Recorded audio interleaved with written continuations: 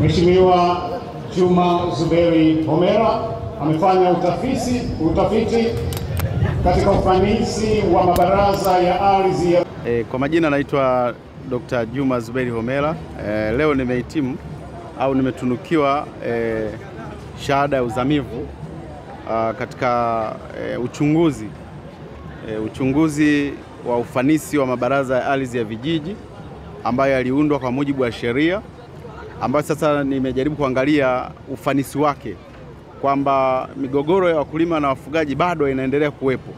Sasa nikajikita zaidi niweze kujiridhisha tatizo ni nini, kwa maana ya kwamba mabaraza ya ardhi yapo na yameundwa kwenye ngazi ya vijiji, lakini kule vijijini ndiko kuna changamoto nyingi za migogoro ya wakulima na wafugaji, na wengi wanapoteza maisha pengine kwa kupigana kati ya wakulima na wafugaji.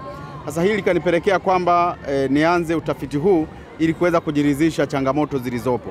Kwa kweli ni kwamba tumegundua mambo mengi kwenye findings.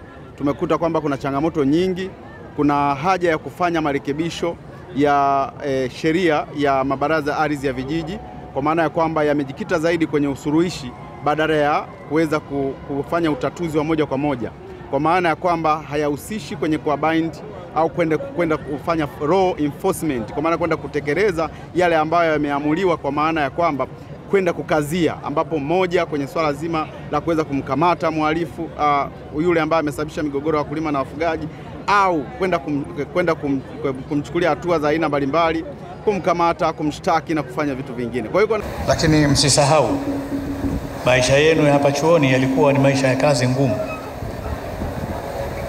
Mmetoka jasho jingi kuliko furaha, lakini leo furaha ni nyingi kuliko jasho. Kuna sini sana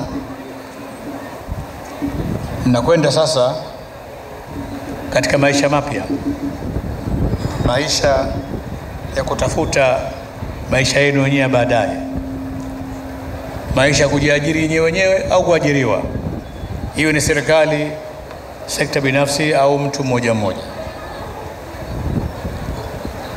Na maisha hayo magumu, nyenzo na silaha mliopata hapa chuoni ndio zitakusaidieni katika kuendesha maisha yenu. Zingatieni jitihada mlioonyesha hapa chuoni.